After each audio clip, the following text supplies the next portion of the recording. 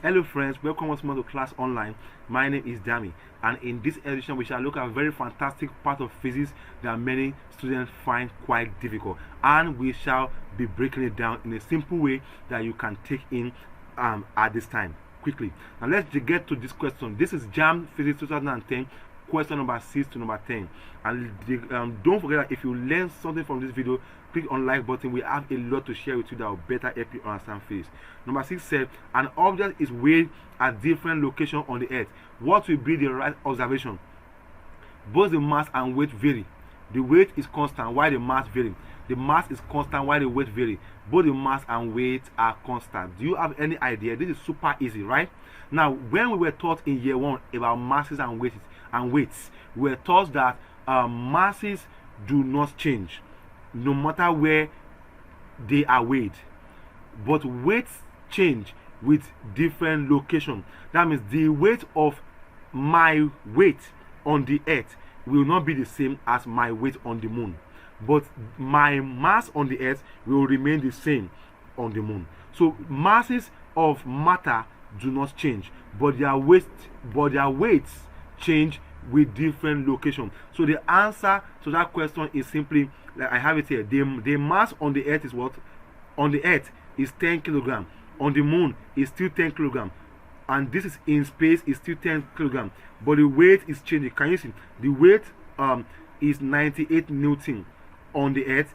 On the moon the weight is what? 16 newton, and in space it is weightless, 0, because everything in space is weightless, and that is the answer. So weight change. The mass is constant. The mass does not change, but the weight vary, and that variation is called changing, and that is the answer. Number 7 said the diagram above illustrates balls in an undulating surface. Which of the following option represents position of stable equilibrium?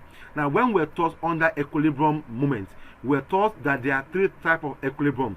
First, stable; second, unstable; and third, neutral. Like you can see this funnel here.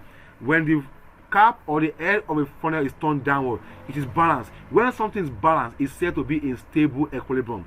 But when it is unbalanced, it is said to be in unstable equilibrium. That is a state where a little push will make the thing to tip over. But if it is lying this way, it is said to be in neutral. It is not stable, it is not unstable, it is just neutral. So it can roll about a fixed point. It is said to be in neutral equilibrium, and that's what it means. Now, which of this in the drawing here, which of this position is stable? Which of this position is stable? Do you have any idea? Now look at the ball here. The ball at this point, if you push the ball a little, it will fall. So it is said to be in an unstable equilibrium. At this point, it is also unstable, but at this point, it is stable. It is only stable at the value. On the heel point here, it is not stable, but at the value position here, it is balanced. It will rest. It is stable, or it will rest well. But that means if you push it a little, it can climb up. It can climb up. It is at a stable position. But here, any little push, it will fall, and that means that the stable position are just in the middle, at the value position here. So the stable equilibrium is achieved at 3 and what? 3, 6, and 9. 3, 6, and 9. And that is the answer. 3, 6, and 9. Roman figure 3, 6, and 9. Those are the positions of stable equilibrium. And this one is at the position of unstable. 1, 4, and 7. Those are unstable.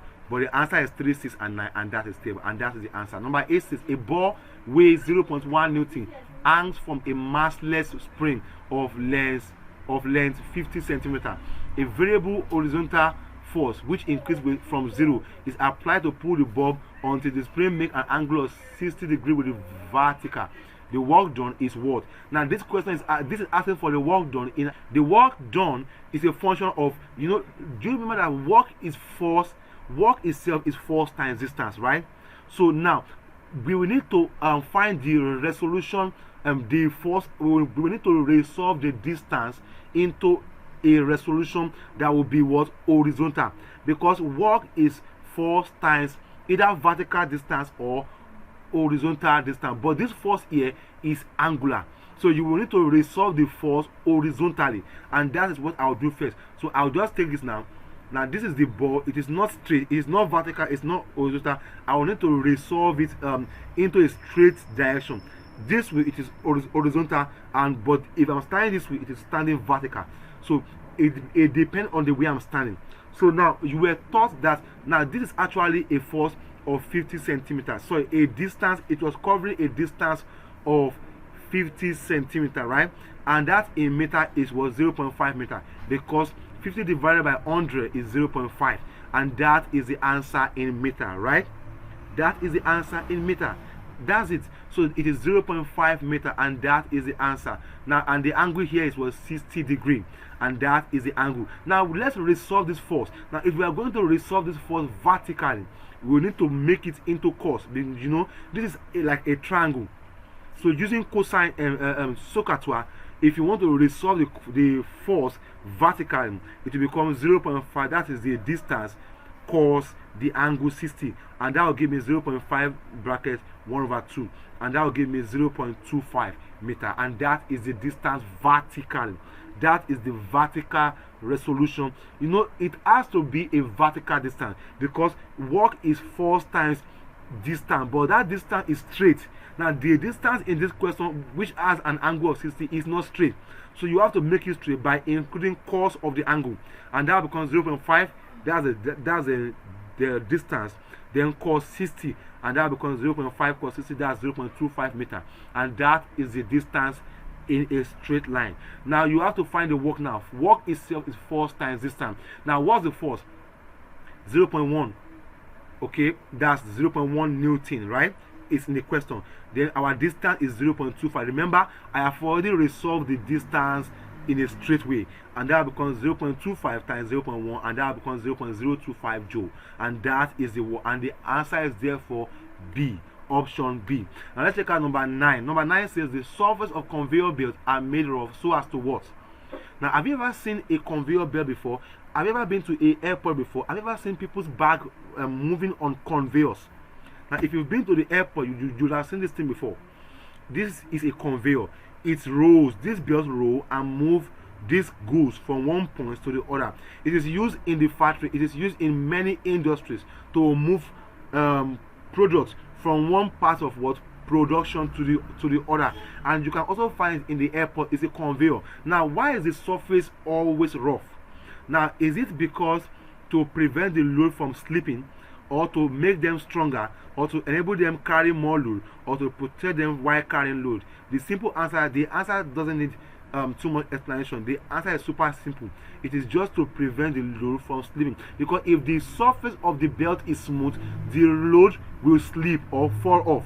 So the surface is made rough so that it will increase friction. You know, if there is no friction, things will slide or fall.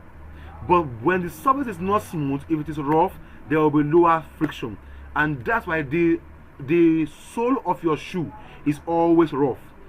They made it to be rough so that there will be friction between your leg and the floor, because if there's no friction, you will easily slip or fall.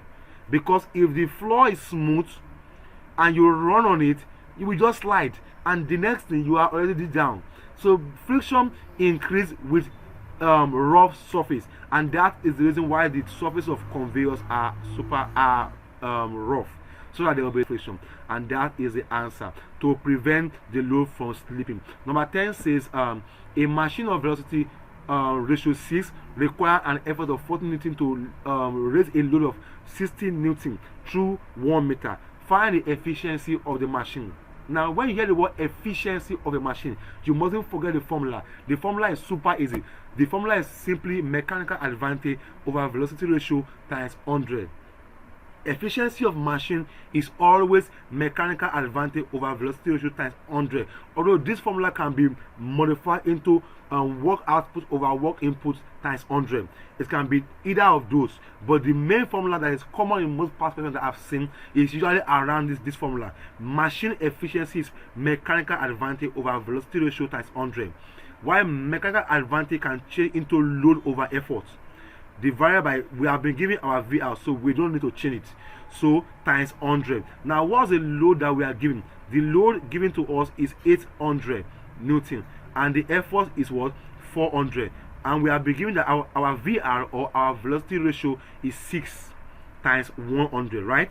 Now 800 over 400 is simply 2 divided by 6 times 100. 2 over 6 is 1 over 3, okay, times 100, and that will give me 100 divided by 3, and that will come 33.3%, and that is the efficiency of machine. Don't forget that efficiency is always a mechanical advantage over VR, which is the velocity ratio times 100, and that is the answer for efficiency of machine any day, any time. So next time you see a question on efficiency, super deal with it, and that is it. And let's get to, and that brings us to the answer for number 10 as C. And that brings us to the end of this video. Don't forget that if you learn something from this video and want to get more content, click on like button. We have a lot to send to you. Until we see again, take care of yourself. Bye for now.